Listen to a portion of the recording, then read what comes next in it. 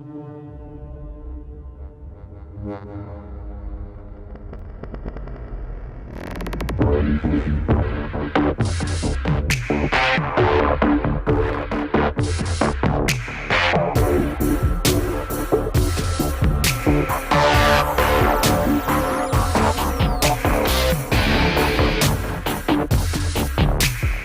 истории болезни увидели запись о том, что проводились реанимационные мероприятия.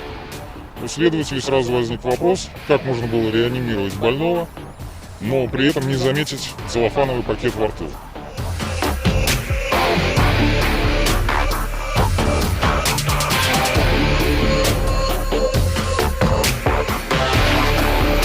В обществе патологоанатомов Санкт-Петербурга докладывал ведущий судебно-медицинский эксперт нашего города, озвучил предварительную версию следствия о том, что это убийство по причине громкого храпа.